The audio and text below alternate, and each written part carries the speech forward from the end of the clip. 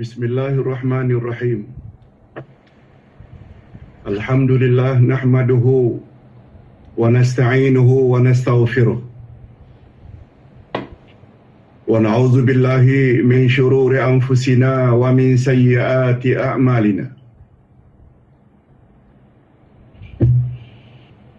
Man yahdihillahu fala mudilla lahu wa man yudlil fala hadiya lahu.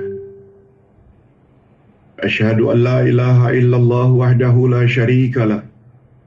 Wa asyhadu anna Muhammadan abduhu wa rasuluh la nabiyya ba'dah. Allahumma salli wa sallim ala nabiyyina Muhammad wa ala alihi wa sahbihi ajma'in, amma ba'd.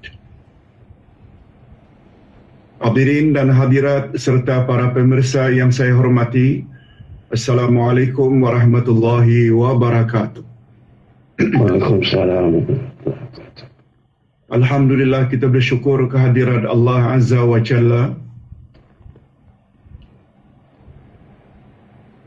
Ternyata doa yang kita ucapkan setelah selesai salat subuh,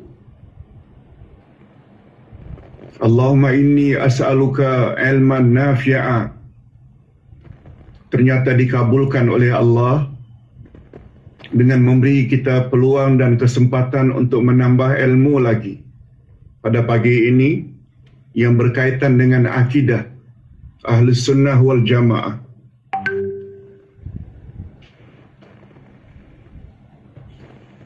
Kita sedang membahas kitab Hakikat Dua Kalimah Syahadat. Setelah kita bahas apa makna asyhadu, ada 5 makna asyhadu. Bukan setakat aku bersaksi,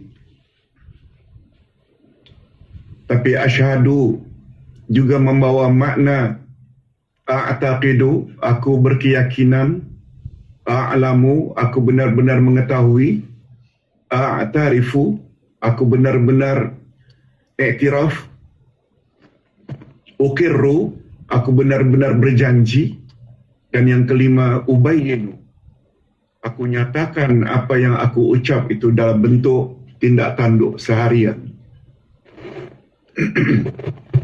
Itu sebabnya dua kalimah syahadat ada 3 rukunnya. Pertama, ucap dengan lidah. Yang kedua, benarkan dengan hati. Yang ketiga, laksanakan dengan anggota. Selanjutnya kita juga telah bahas tentang La ilaha illallah, kalimat tauhid. La ilaha illallah ada 2 rukun, yaitu nafi dan isbat. La ilaha illallah juga ada 7 syarat. Ilmu, mahabbah, ikhlas, al-inqiyad, dan lain-lain. Nah, lanjutan daripada pengetahuan kita tentang rukun dan syarat La ilaha illallah, kalimat tauhid ini terbagi kepada 3. Dalam rangka kita mentauhidkan Allah, mengesahkan Allah, kita mengesahkan Allah dari 3 sudut, 3 angle.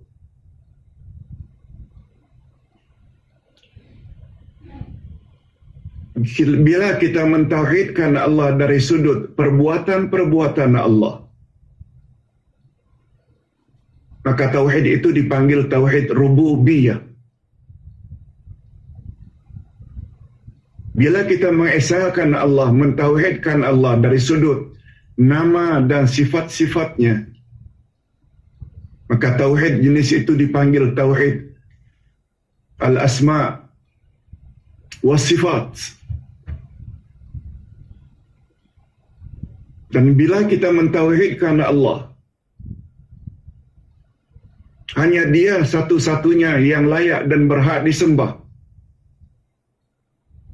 maka tauhid itu namanya tauhid uluhiyah.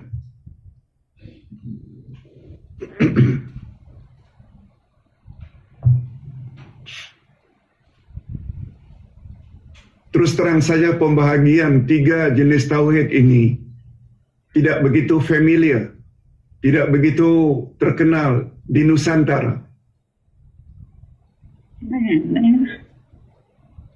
Tetapi bagi kita yang berpandukan Al-Quran dan As-Sunnah, sungguh banyak ayat-ayat Quranul Karim dan hadis-hadis Nabi sallallahu alaihi wasallam yang sahih-sahih belaka menyebut tentang 3 jenis tauhid ini.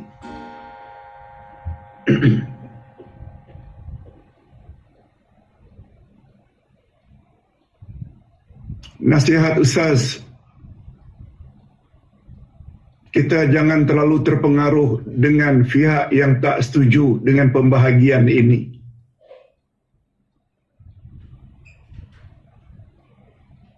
Ulama seluruh dunia mengakui akan adanya ketiga-tiga tauhid ini karena ia berlandaskan Quran dan sunnah Nabi sallallahu alaihi wasallam. Dan gara-gara atau disebabkan karena kabur tentang pembahagian ini, banyak dari kalangan umat Islam tanpa menyadari mereka telah terlibat dengan syirik.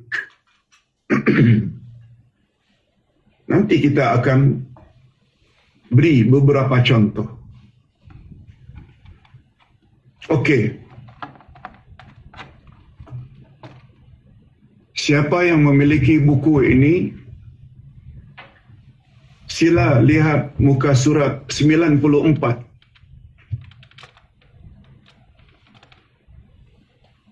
Tauhid dan jenis-jenisnya.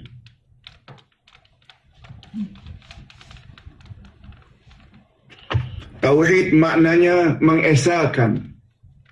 Ia diambil dari akar kata wahada, yuwahidu, tauhidan.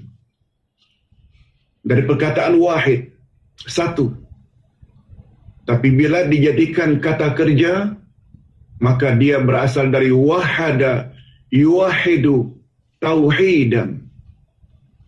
Sama dengan timbangan jawwada, memperelok, yujawwidu, tajwidan, tajwid maknanya memperelok bacaan Al-Quran dari sudut makhrajnya, matnya, dengungnya, idgham, ikhfa'nya, qalqalahnya.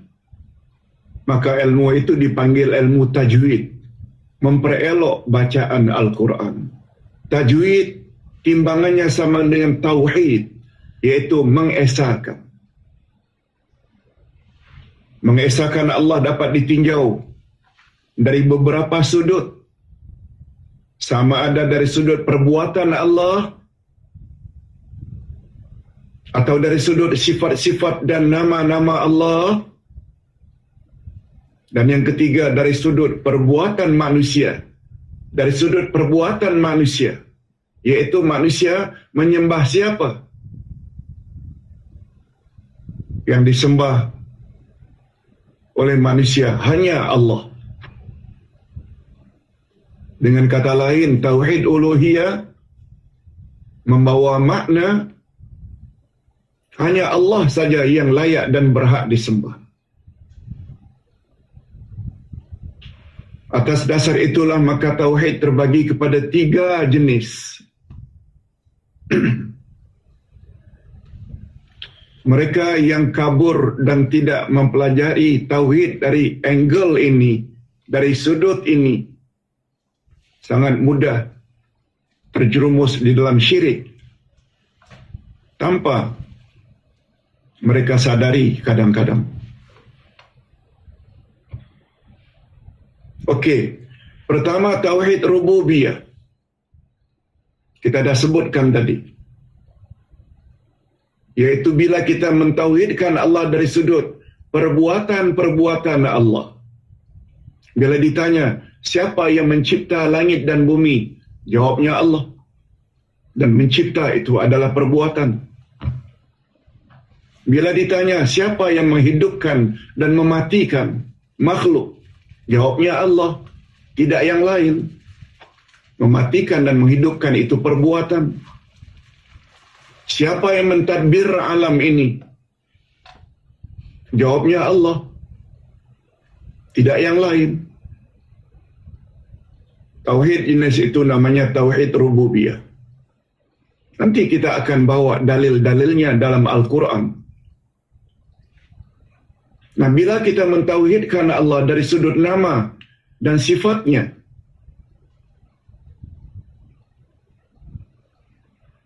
tauhid itu namanya tauhidul asma wa sifat. Allah Maha Hidup. Walaupun manusia juga hidup, tapi satu-satunya sifat hidup yang dimiliki oleh Allah tidak ada duanya. Dia hidup tidak bermula dari tiada, dan dia hidup tidak berakhir dengan binasa. Adakah selain Allah yang punya sifat hidup seperti itu? No.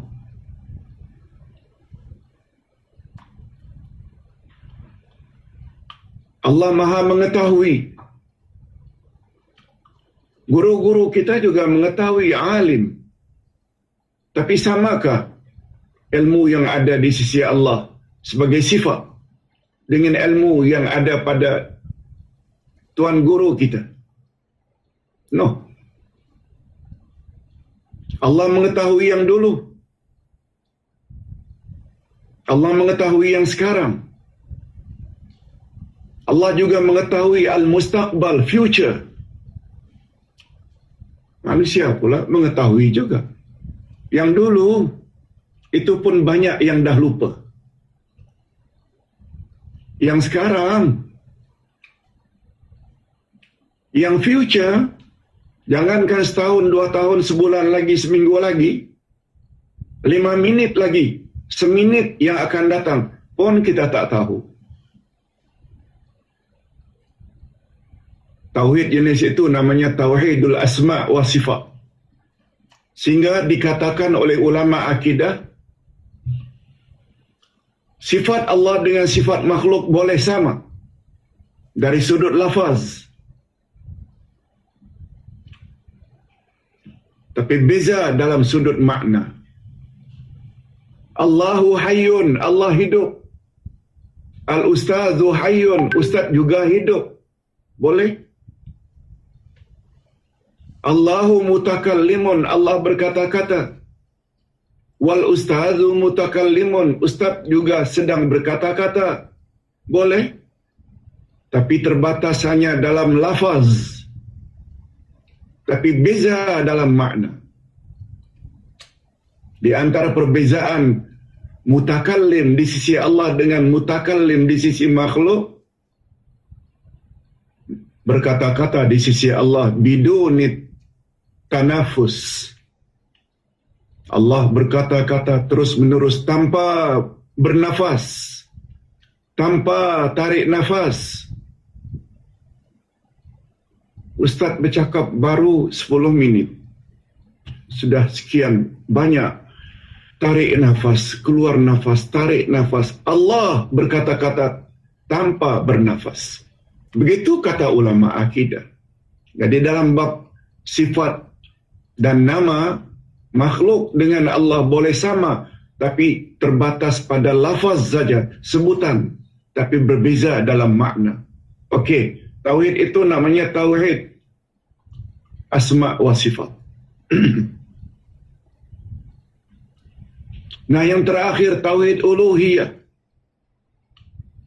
Tauhid ini yang paling mustahak, yaitu hanya Allah sahaja satu-satunya yang layak dan berhak disembah, tidak yang lain. Bila ada yang menyembah Allah juga menyembah selain Allah, syirik namanya. Satu-satunya dosa yang Allah berjanji tidak akan memaafkan bila dia syirik, tidak sempat tobat sebelum matinya.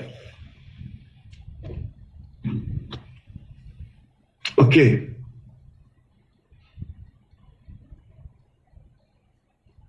Walaupun pembahagian tauhid di atas kurang dikenal di rantau ini, Ustaz tulis.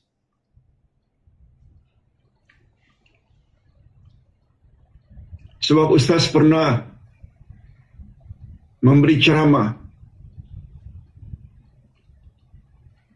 di hadapan guru-guru seluruh Malaysia pada satu masa dulu.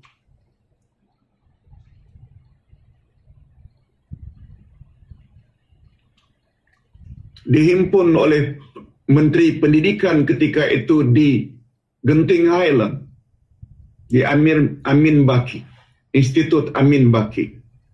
Seluruh guru-guru dari seluruh Malaysia dihimpun di Institut Amin Baki. Ketika Ustaz bahas bab ini, ada satu guru itu, guru agama yang backgroundnya pondok. Begitu Ustaz katakan, Abu Jahal, Abu Lahab juga ada tauhid. Oh, dia betul-betul marah. Ustaz kata Abu Jahal punya tauhid.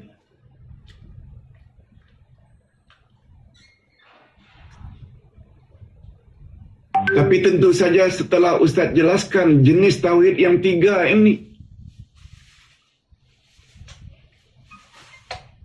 karena mereka tidak memahami ada pembahagian ini, lalu mereka bantah, mana mungkin Abu Jahal itu punya tauhid.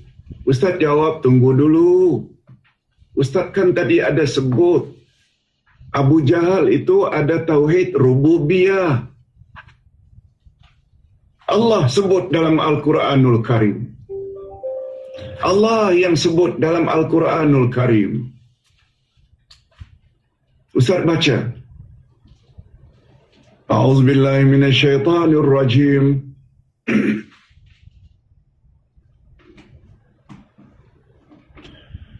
وَلَئِن سَأَلْتَهُمْ مَنْ خَلَقَ السَّمَاوَاتِ وَالْأَرْضَ لَيَقُولُنَّ اللَّهُ. Apabila engkau tanya, hai Muhammad, kepada mereka penyembah-penyembah berhala, musyrikin, وَلَئِن سَأَلْتَهُمْ, jika engkau, hai Muhammad, tanya mereka, penyembah-penyembah berhala itu, siapa pencipta langit dan bumi? Pasti mereka menjawab, Allah. Mencipta itu perbuatan, perbuatan itu rububiyah. Quran yang menceritakan. Oh, ayat lain. Wa may yudabbirul amr.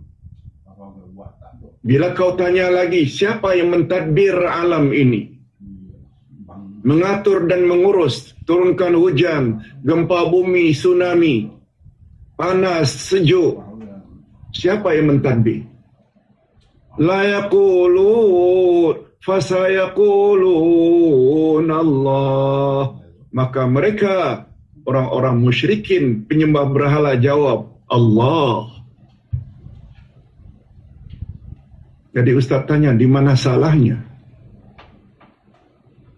Ustaz tidak sebut tauhid yang lain. Oh, macam itu. Baru.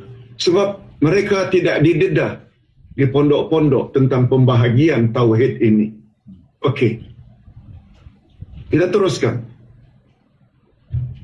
Walaupun pembahagian tauhid ini kurang dikenal di rantau ini, tetapi saya yakin jika kita benar-benar memahami satu demi satu jenis-jenis tauhid tersebut, niscaya ia akan menolong kita untuk mendapat tauhid yang murni sebagaimana yang dikehendaki oleh Islam. Murni. Tauhid mesti murni. Tapi untuk mendapat kemurnian tauhid, mesti tahu dulu pembahagian tauhid ini. Mana tauhid yang kita umat Islam kongsi dengan orang kafir? Mana tauhid yang orang kafir tak punya? Hanya kita yang punya. Ini baru namanya adil. Adil maknanya meletakkan sesuatu pada tempatnya. Itu sebabnya mengapa umat Nabi Muhammad sallallahu alaihi wasallam disebut sebagai umat pertengahan. Berdasarkan ayat 143 Al-Baqarah. Wa kadzalika ja'alnakum ummatan wasata. Sesungguhnya kami jadikan kamu, hai umat Muhammad, umat pertengahan. Wasata maknanya pertengahan, wasat. Itu sebabnya di Indonesia, referee, pengadil bola sepak ke, badminton ke, di Indonesia lebih dikenal dengan wasit. Wasit dari kata wasata, orang tengah yang menentukan siapa yang menang. Wasit, orang tengah. Jadi wasata, pertengahan. Itu sebabnya Middle East, Timur Tengah, dalam bahasa Arab dipanggil dengan Asyirqul Awsat. Asyirqul Awsat. Asyirqu timur, Awsat itu tengah, timur tengah. Itu dari sudut literal, terjemah harfiah, literal translation. Tapi dari sudut makna, dari sudut maknawiyah, tafsiran ummatan wasita, ummatan wasata, dengan makna adlun wa khiyar. Adlun maknanya umat yang adil. Khiyar maknanya umat pilihan. Yes. Kita umat Muhammad adalah umat yang adil dan umat pilihan yang terbaik. Hanya saja bila ditanya, apa makna adil, Pak Ustaz? Adil maknanya dalam bahasa Arab meletakkan sesuatu pada tempatnya. Betul orang kafir ada tauhid, tapi setakat tauhid rububiyah. Kalaupun ada sedikit tauhid asma wa sifat, orang kafir juga tahu Allah itu Maha Pengasih, Maha Penyayang. Bukankah itu sifat? Lebih-lebih lagi orang Nasrani, Kristen, sangat yakin Allah penyayang, Allah pengasih. Tapi dengan keyakinan itu tidak membuat mereka jadi Muslim. Walaupun percaya yang mentadbir alam ini adalah Allah, walaupun percaya yang mencipta langit dan bumi adalah Allah, walaupun Allah memiliki sifat-sifat sempurna, Maha bijaksana, Maha adil, Maha pengasih, Maha penyayang, tapi mereka tetap kufur karena mereka tidak ada tauhid uluhiyah. Sebab mereka tidak hanya menyembah, beribadat hanya pada Allah. Ini namanya adil. Kalau mereka tanya lagi, mana ada pembahagian ini di dalam Al-Quran dan Sunnah Nabi? Kita jawab, memang tak ada. Mereka coba, mana sabda Nabi yang mengatakan At-Tauhid yang qasimu ila salasati aqsam? Mana ada hadis itu? Tauhid dibagi kepada 3 jenis tauhid. Tauhid rububiyah, asma wa sifat, dan uluhiyah. Kita kata memanglah tak ada. Coba tanya balik pada dia. Rukun salat ada berapa? Rukun 2 kalimah syahadat ada berapa? Dia jawab 3. Ucap dengan lidah, benarkan dengan hati, laksanakan dengan anggota. Bagus. Tolong datangkan hadis Nabi. Mana hadis Nabi? Oh, hadis Nabi memang tak ada lah Pak Ustaz. Tapi kan itu berdasarkan kajian para ulama. Setelah mereka kaji dan kaji, akhirnya mereka menyimpulkan karena 2 kalimah syahadat mesti diucap. 2 kalimah syahadat mesti diyakini tanpa ragu dengan hati. Dan tuntutan 2 kalimah syahadat mesti dilaksanakan. Itu kan inisiatif ulama akidah untuk memudahkan pemahaman bagi orang awam. Oh, macam itu. Mengapa yang itu boleh, yang ini tak boleh? Dalil begitu lengkap dalam Al-Quranul Karim tentang tauhid rububiyah, tentang tauhid asma wa sifat, tentang tauhid uluhiyah. Langsung dia terdiam. Oleh sebab itu, hadirin dan hadirat, malah ada mereka yang sangat benci dengan pembahagian ini, lalu mendakwa tauhid dibagi 3 ni sama dengan pahaman Trinity dari kalangan orang-orang Kristian. Na'udzubillah. Disamakan dengan Trinity, Tuhan Anak, Tuhan Bapa, Tuhan Anak, Rohul Kudus, yang mengandung unsur syirik. Bagi Ustaz, ini semua karena kekurangan pemahaman terhadap Al-Quran dan Sunnah Nabi, dan tidak mengambil akidah itu dari Al-Quran, tapi hanya semata-mata dari akal, rasional, logik. Inilah bahayanya. Okey, sekarang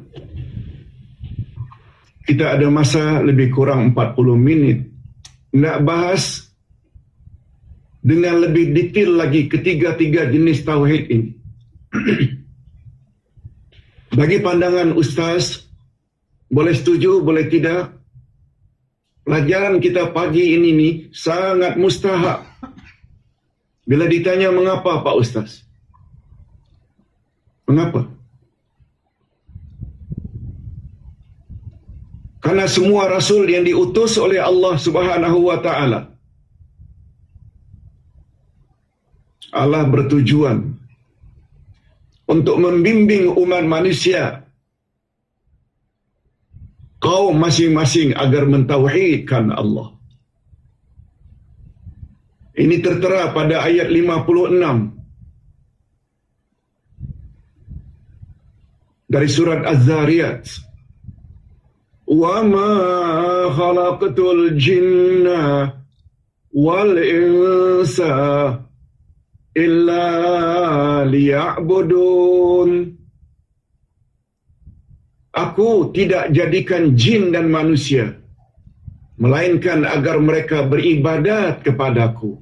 Liya'budun di sini kata ulama tafsir dengan maksud liwahidun, agar mereka mentauhidkan aku, yaitu tauhid uluhiyah tadi. Aku tidak cipta manusia dan jin kecuali agar mereka beribadat hanya padaku. Nah, ibadat hanya padaku maknanya mentauhidkan aku, yaitu tauhid uluhiyah, yang nama lainnya tauhid ibadat.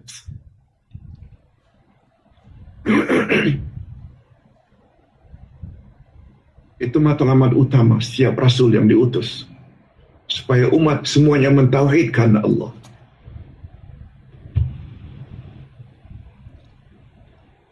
Itu sebabnya Nabi Muhammad sallallahu alaihi wasallam pernah sebut, man kana akhiru kalamihi la ilaha illallah dakhalal jannah. Siapa yang terakhir sekali ucapannya sebelum mati la ilaha illallah, dia layak masuk syurga.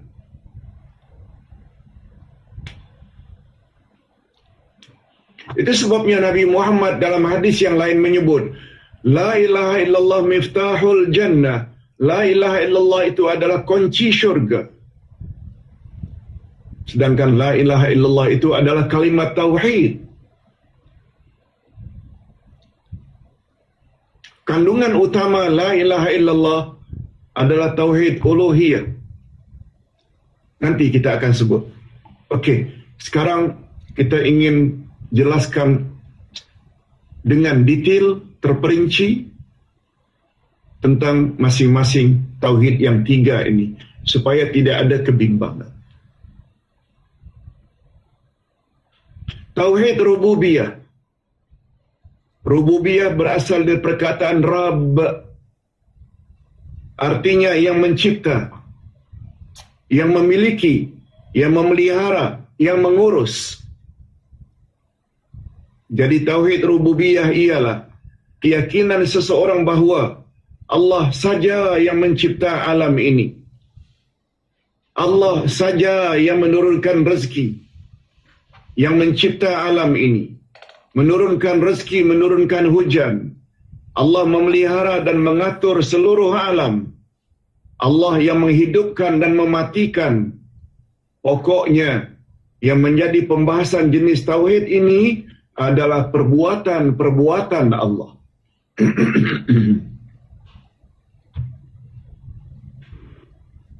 Itu sebabnya di dalam kitab tafsir Al-Fatihah yang Ustaz print balik, walaupun kitab itu Ustaz sudah tulis sejak tahun 90-an dulu. Kalau tak salah 98.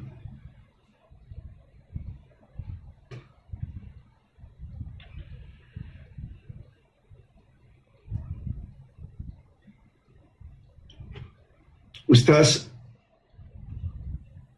cetak balik buku itu dengan beberapa tambahan dan sangat mustahak. Buku tafsir Al-Fatihah ini untuk kita miliki. Sebab dia mengandung makna yang luar biasa. Apa hikmahnya ayat ini, ayat ini, ayat ini yang apabila kita fahami, insya-Allah akan menolong khusyuk kita dalam salat. Sebab satu-satunya surah yang menjadi rukun mesti dibaca dalam salat adalah Al-Fatihah. La salata liman lam yaqra' bi Fatihatil kitab. Tidak sah salat orang yang tidak membaca surat Al-Fatihah. Mengapa begitu istimewa surah tersebut? Rupanya dia penuh dengan rahasia-rahasia yang apabila kita sadari ketika salat boleh menolong untuk khusyuk, lebih konsentrasi.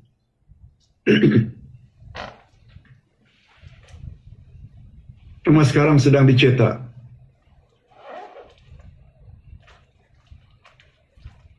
Hadirin dan hadirat rahimakumullah. Kita ambil satu ayat saja. Alhamdulillahi Rabbil Alamin. Alhamdulillah segala puji-pujian milik Allah. Allah yang mana? Rabbil Alamin. Rabb itu ada 5 makna. Malik yang memiliki. Tambah Alamin yang memiliki seluruh alam. Alam apa?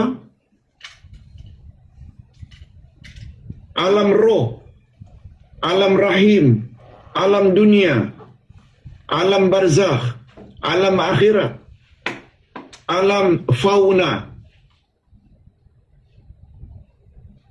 alam binatang, alam flora, alam tumbuh-tumbuhan, semua alam, alam jin, alam malaikat, semua alam itu Rabb. Rabb maknanya Malik yang memiliki seluruh alam. Baru satu. Hafiz. Rabb juga membawa makna yang maha memelihara. Rabb juga membawa makna mudabbir yang mentadbir. Rabb juga makna murabbi yang mendidik. Rabb juga membawa makna Khalik yang mencipta. Dalam bahasa Arab, Rabb paling kurang 5 maknanya. Semuanya membawa makna perbuatan. Mencipta, memiliki, mentadbir, mendidik, memiliki. Dari perkataan Rabb itulah akhirnya muncul istilah rububiyah. Jadi tauhid rububiyah, bila kita mentauhidkan Allah dari sudut perbuatan-perbuatannya. Sebabnya bila ada orang-orang Melayu yang percaya, oh pawang itu, bomo itu boleh alihkan hujan, syirik.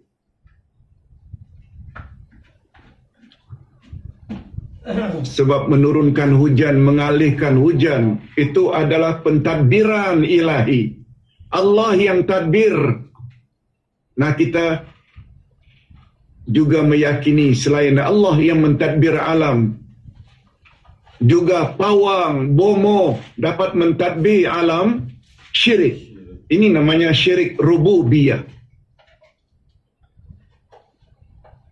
Terdapat tak dalam masyarakat yang punya keyakinan seperti ini? Yes. Apa sebab? Karena tidak anggap itu sebagai syirik. Karena apa? Karena tak belajar adanya tauhid rububiyah. Orang kafir saja, bila ditanya siapa mentadbir alam ini, orang kafir musyrikin penyembah berhala jawab, Allah. Bukankah itu bermakna umat Islam yang meyakini pawang dapat alihkan hujan lebih teruk dari musyrikin?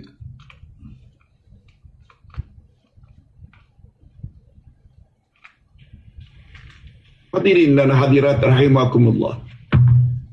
Ustaz teruskan. Jika seseorang telah mempunyai keyakinan seperti itu, bermakna ia telah memiliki tauhid rububiyah.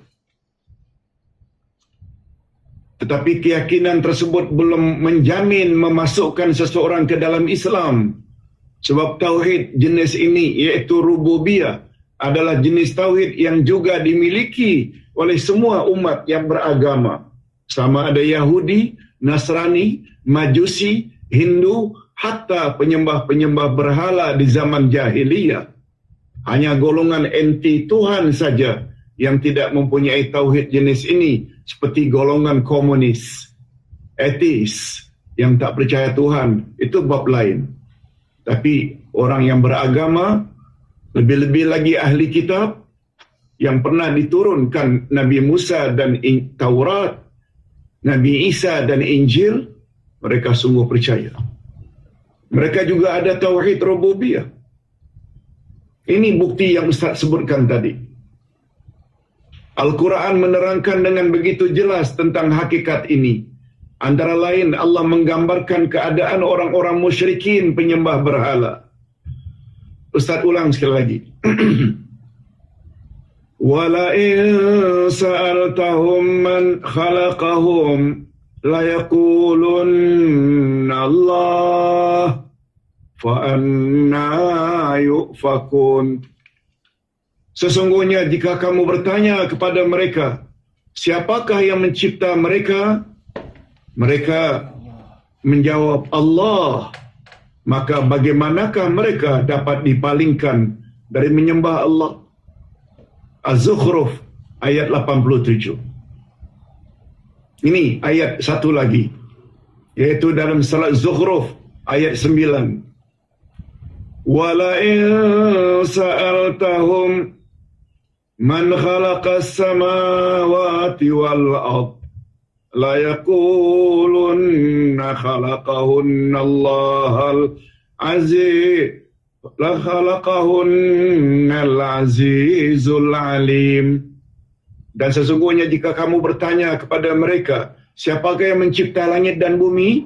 Pasti mereka menjawab, semuanya dicipta oleh yang maha perkasa lagi maha mengetahui.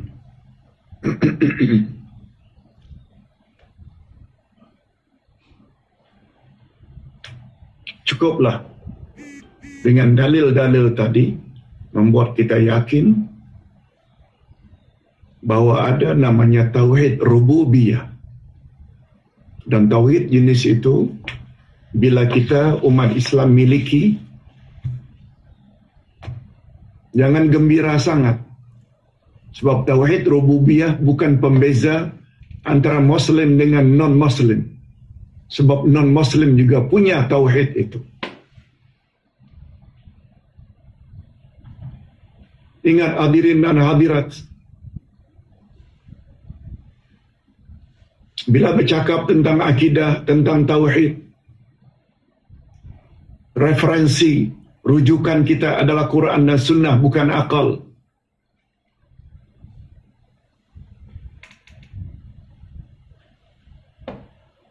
Itu sebabnya ada satu kitab,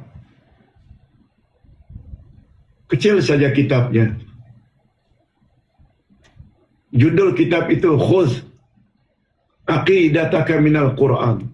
Ambil akidahmu daripada Al-Quran. Maknanya akidah, keyakinan mesti berpaksi kepada ayat Quran. Sebab semua ayat Quran adalah benar belaka. Kita berpindah pada tauhid yang kedua. Tauhid yang kedua ni namanya tauhid asma wa sifat. Kita meyakini bahawa Allah memiliki segala sifat dan nama yang sempurna dan terhindar daripadanya segala sifat yang tidak layak baginya. Yes.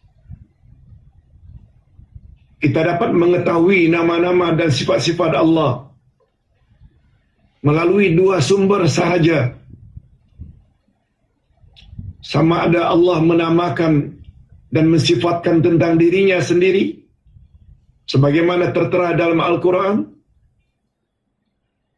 atau melalui lisan nabinya, Nabi Muhammad sallallahu alaihi wasallam, sebagaimana tertera di dalam hadisnya. Maknanya rujukan tentang nama dan sifat Allah dua saja, Quran dan Sunnah. Dengan kata lain, semua nama dan sifat Allah adalah tauqifiyah. Tauqifiyah maknanya terhenti sebagaimana yang Allah sebut dan terhenti sebagaimana yang disebut oleh Rasul sallallahu alaihi wasallam. Kita tidak boleh reka-reka nama dan sifat baru bagi Allah.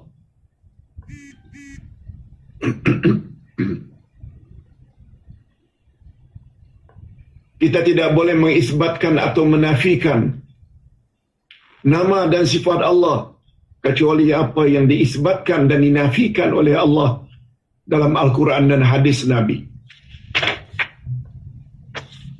Ustaz buat contoh.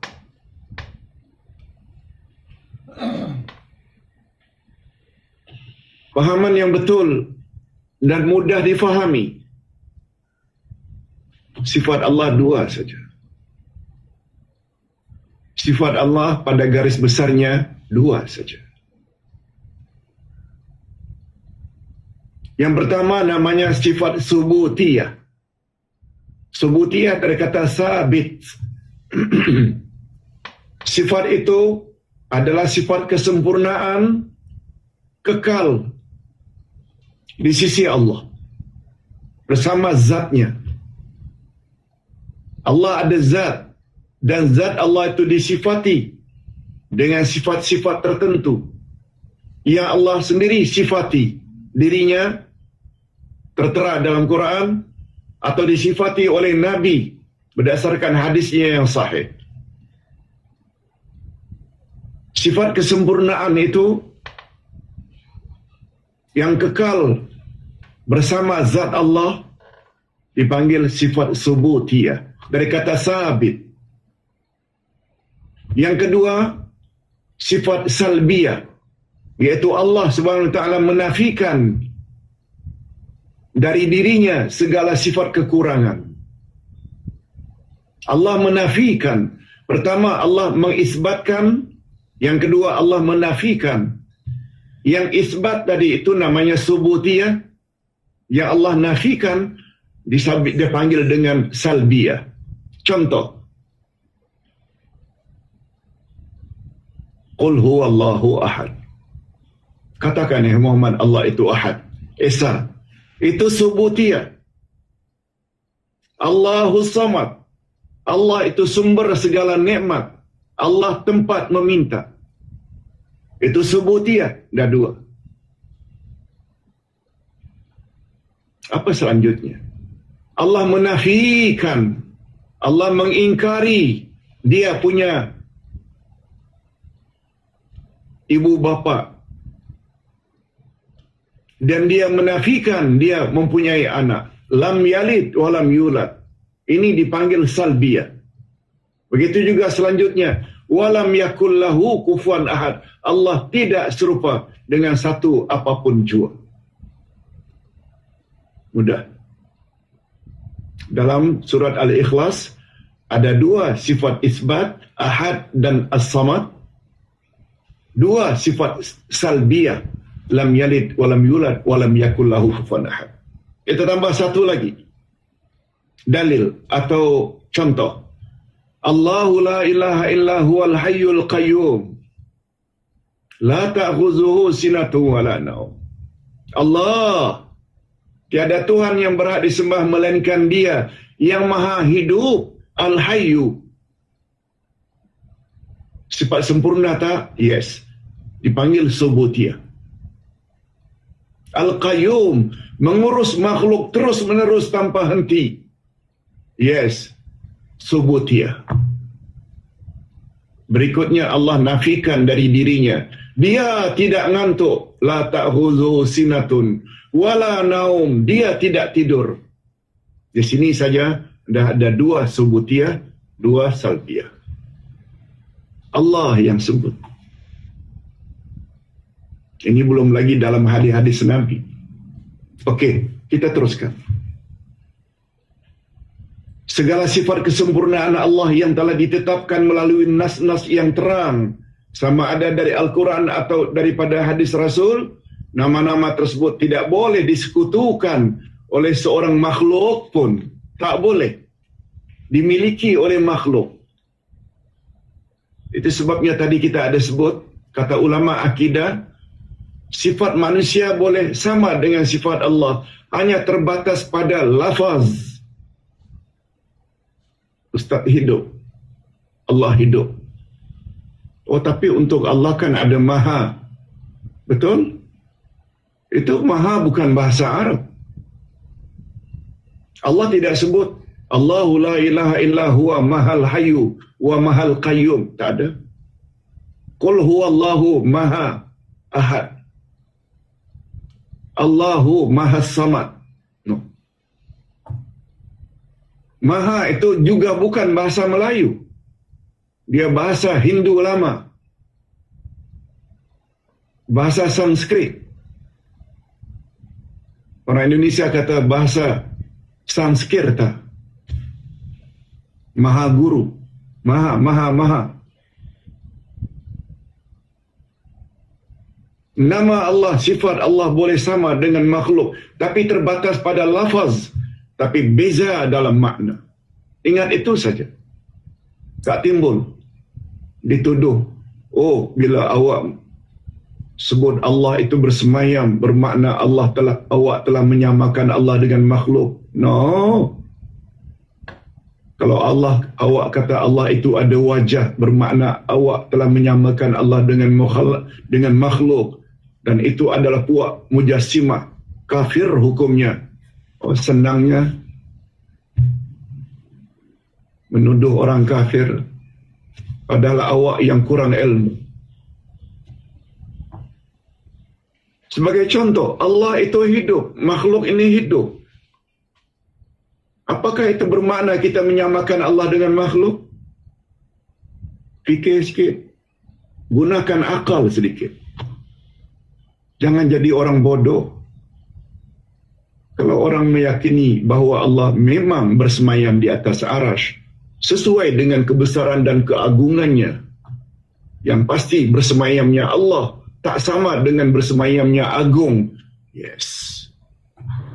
Bukankah Allah telah berfirman, walam yakul lahu kufuwan ahad. Allah tak serupa dengan satu apapun juga. Bukankah Allah berfirman, laisa kamitslihi syai'. Allah tak serupa dengan apapun juga. Awak kira kita tak tahu ke ayat-ayat ini semua, sehingga kita dituduh sebagai telah menyamakan Allah dengan makhluk? Hanya orang jahil saja yang menghukumkan demikian.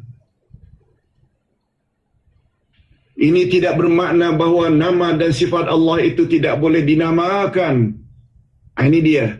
Ini tidak bermakna bahawa nama dan sifat Allah itu tidak boleh dinamakan atau disifatkan kepada selainnya daripada kalangan makhluk. Seperti mensifatkan manusia dengan alim, hidup, melihat dan sebagainya. Yang tidak boleh ialah mempersamakan atau mumasalah antara ilmu Allah dengan ilmu makhluk. Itu yang tak boleh. Yang tak boleh menyamakan hidup Allah dengan hidup makhluk. Melihat Allah dengan melihat makhluk. Yang itu, yes, tak boleh disamakan. Tapi sekedar sebutan, lafaz, tak ada masalah. Jadi ringkasnya, dalam hal ini, tidaklah merupakan suatu kesalahan jika kita mensifatkan makhluk dengan sifat-sifat Allah. Asalkan hanya terbatas pada ucapan atau lafaz dan bukan pada arti atau makna. Allah hidup dan manusia juga hidup, tetapi hidup Allah sama sekali berlainan dengan hidup makhluk yang diawali oleh tiada diakhiri dengan kematian dan kebinasaan. Okey. Alhamdulillah kita dah faham. Sekarang kita masuk pada tauhid yang ketiga, tauhid uluhiyah. Ini tauhid yang paling mustahak.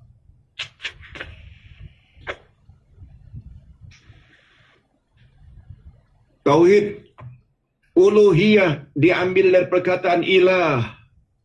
Maknanya yang disembah, al-ma'bud.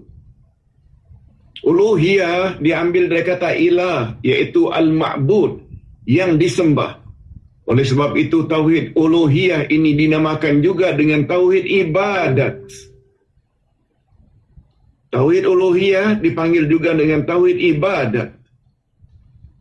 Hanya Allah saja yang layak dan wajib disembah. Menurut istilah agama, tauhid jenis ini bermakna keyakinan kita bahawa hanya Allah yang berhak disembah dan dia tidak boleh disekutukan dengan apapun juga. Jenis tauhid inilah, ini poin penting. Poin penting, tauhid jenis inilah yang menjadi perbezaan utama, pembeza utama antara Muslim dengan bukan Muslim. Tauhid jenis ini yang menjadi matlamat utama setiap rasul diutus oleh Allah Subhanahu wa taala. Allahu akbar.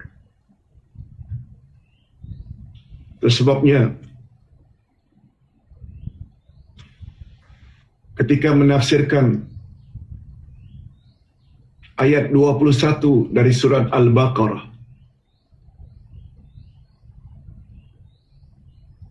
kata ulama tafsir, dari permulaan Al-Quran Al-Fatihah tidak ada perintah daripada Allah. Ihdina itu mengandung makna doa, bukan perintah daripada Allah. Sebab dia datang dari kita, orang bawahan. Tunjuki kami, ya Allah. Betul, itu fi'il amar, tapi itu membawa makna doa. Tapi perintah dari Allah, namanya amar, perintah dari Allah, tidak ada dalam Al-Fatihah. Juga tidak terdapat pada 20 ayat pertama Al-Baqarah. 5 ayat pertama Al-Baqarah tentang muttaqin. 2 ayat berikutnya 6 dan 7 tentang orang-orang kafir.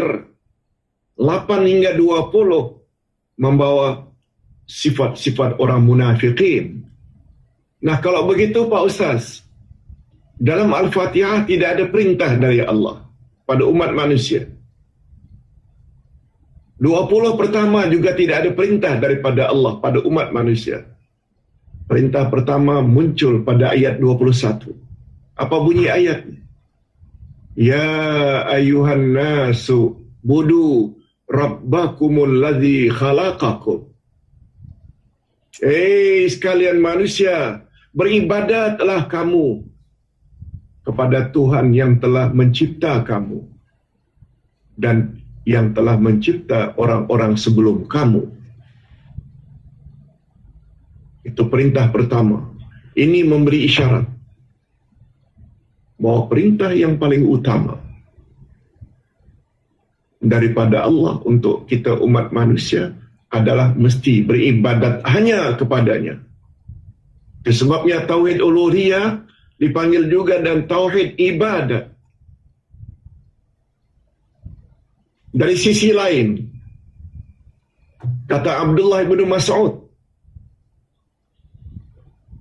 isi kandungan keseluruhan Al-Quran kesimpulannya ada dalam surat Al-Fatihah. Dengan kata lain, surat Al-Fatihah adalah induk, inti Quran keseluruhannya. Itu sebabnya dia diberi nama Ummul Kitab, Ummul Quran, Ibu Quran. Dan ketika Abdullah bin Mas'ud ditanya, kalau surat Al-Fatihah adalah ibu Al-Quran, induk Quran, apa pula induk atau ibu surat Al-Fatihah? Abdullah bin Mas'ud hanya menjawab, induk Quran Al-Fatihah, induk Al-Fatihah terletak pada iyyaka na'budu. Hanya kepada engkau kami beribadat. Allahu Akbar. Betul tak iyyaka na'budu? Betul tak sama dengan la ilaha illallah? Kita dah bahas dah ketika membahas tentang rukun la ilaha illallah, nafi dan isbat.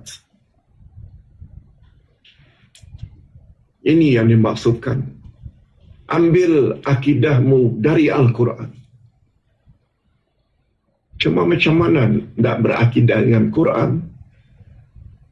Sungguh banyak umat Islam yang hanya pandai membaca dengan tajwid yang baik, tapi tidak faham macam mana nak ambil pengajaran dari Al-Quran. Minta maaf, anggap sajalah teguran demi teguran ini sebagai motivasi untuk membuat kita lebih rajin mendalami selok-belok agama. Hadirin dan hadirat, kita teruskan. Walaupun orang Yahudi meyakini bahawa yang mencipta alam, menghidupkan dan mematikan makhluk adalah Allah, namun mereka tidak digolongkan Muslim kerana keyakinan itu, karena mereka menyembah Uzair bin Abdullah dan mendakwa ia sebagai anak Tuhan. Kita tidak. Kita tak pernah mengatakan Nabi Muhammad itu anak Tuhan. Demikian juga orang-orang Nasrani Kristian, karena mereka meyakini Isa bin Maryam sebagai anak Tuhan yang wajib disembah. Demikian juga musyrikin yang mendakwa malaikat-malaikat adalah anak perempuan Tuhan, walaupun mereka percaya tauhid rububiyah. Sebabnya Ustaz pernah sebut, umat Islam jangan terlalu gembira sekedar memiliki tauhid rububiyah. Sebab orang kafir juga ada tauhid jenis itu. Jadi walaupun mereka meyakini Allah yang mencipta mereka, malahan mencipta seluruh alam, tauhid rububiyah, mereka juga meyakini sebahagian besar nama-nama dan sifat-sifat Allah, tauhid asma' wa sifat, Allah Maha Pengasih, Maha Penyayang dan lain-lain. Namun mereka tetap digolongkan bukan Muslim, karena mereka masih mempersekutukan Allah dengan yang lain dalam ibadat mereka. Oleh sebab itu, setiap Muslim hendaklah benar-benar memahami hakikat ini, supaya jangan sampai terjadi hanya mereka saja yang mengaku diri mereka Muslim, tetapi sebenarnya mereka telah terkeluar dari Islam.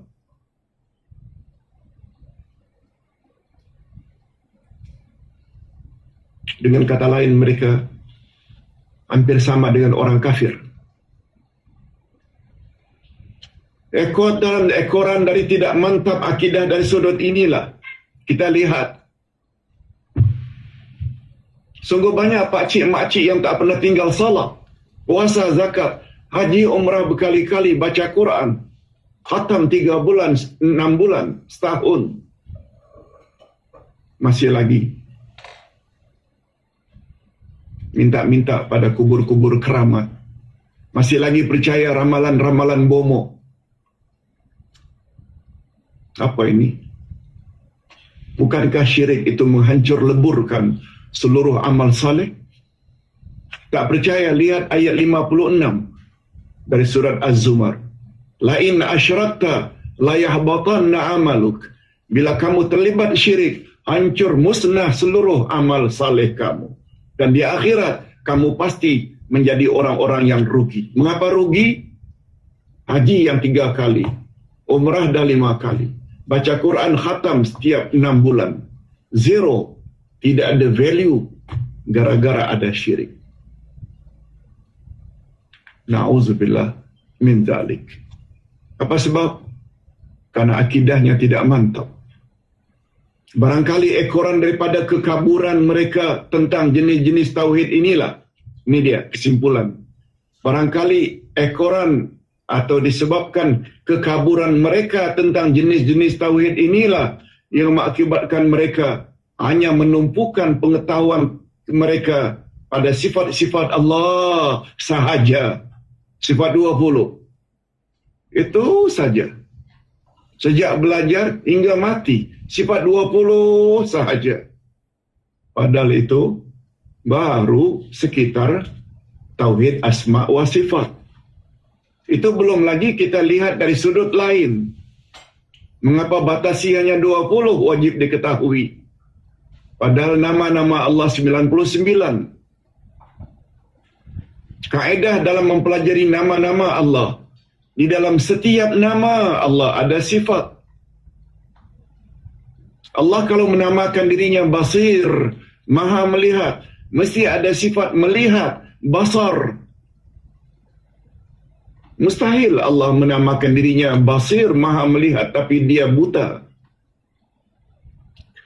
Kalau Allah menamakan dirinya bahawa dia mutakallim, Maha bercakap-cakap, mestilah dia ada sifat kalam. Mustahil Allah bisu. Kalau Allah menamakan dirinya Sami, Maha mendengar, mestilah Allah ada sifat sama, mendengar. Mustahil Allah pekak. Cukuplah. 3 contoh ini membuat kita yakin setiap nama Allah di dalamnya ada sifat. Nah, kalau Allah ada 99 nama, betul tak? Itu bermakna di dalam 99 nama saja ada 99 sifat. Mengapa hanya batasi 20 sifat? Kemana 79 lagi anda buang? Siapa yang menetapkan hanya 20? Tak usah jawab. Tapi Ustaz hanya tidak beri penjelasan saja. Betapa kurangnya kepahaman kita tentang sifat-sifat Allah. Ingin tahu lebih jelas ini, Jemaah As-Sabah dah memiliki sifat ini. Tolong baca. Cara mengenal Allah ada 2. Melalui Al-Asma'ul Husna dan melalui ayat-ayat Allah, ayat Quran. Sebagaimana kita contoh tadi, surat Al-Ikhlas ada sifat subutiyah, ada salbiyah. Ayatul Kursi ada subutiyah, ada salbiyah. Menurut Ahli Sunnah wal Jamaah, mengenal Allah ada 2 cara saja. Melalui Al-Asma'ul Husna dan melalui ayat-ayat Allah.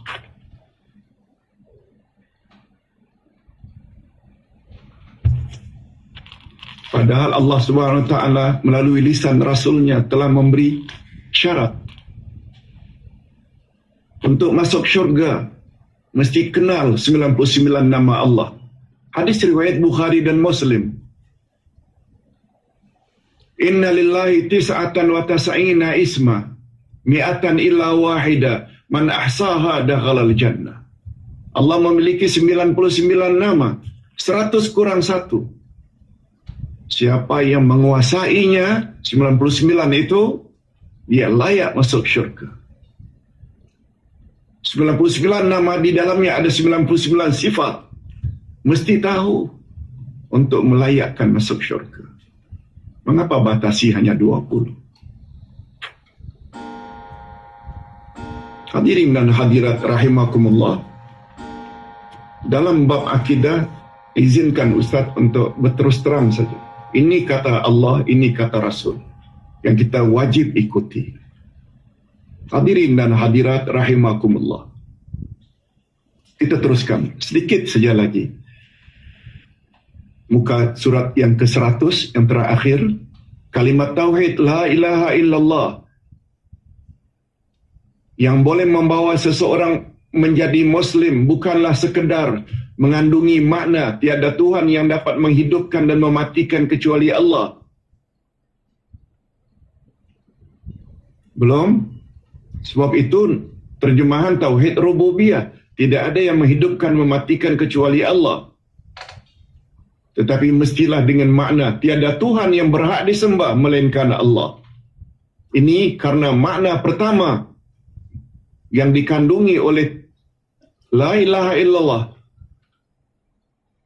adalah tauhid uluhiyah. Ini karena makna pertama mengandung tauhid rububiyah. Tiada Tuhan yang boleh mencipta langit dan bumi kecuali Allah. Itu tauhid rububiyah. Orang kafir juga ada tauhid jenis itu. Sedangkan yang kedua adalah tauhid uluhiyah atau tauhid ibadah. Ini yang menjadi syarat untuk layak masuk syurga. Mudah-mudahan apa yang kita sampaikan pada pagi ini ada jugalah manfaatnya. Minta maaf, kita terlebih 5 minit dari masa seharusnya. Kita akhiri dengan doa. Alhamdulillahirabbil alamin. Amin. Wassalatu wassalamu ala asyrafil anbiya'i wal mursalin wa ala alihi wa sahbihi ajma'in. Ya Allah, ya Tuhan kami, ampunikanlah dosa kami dan dosa kedua ibu bapa kami. Amin. Dan cucurilah mereka rahmat-Mu, ya Allah. Sebagaimana mereka telah didik kami sejak dari kecil. Ya Allah, ya Tuhan kami, berilah kami pasangan hidup dan zuriat keturunan yang menyedapkan pandangan mata dan hati kami, dan jadikanlah kami pemimpin bagi orang-orang yang bertakwa. Ya Allah, ya Tuhan kami,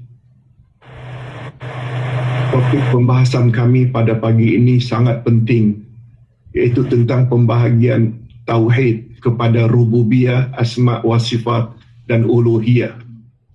Oleh sebab itu, berilah kami keyakinan terhadap ketiga-tiga jenis tauhid tadi. Lebih-lebih lagi tauhid pembeza antara Muslim dengan non-Muslim, yaitu tauhid uluhiyah. Hindarkan kami, ya Allah, dari segala bentuk syirik, sama ada syirik besar atau syirik kecil.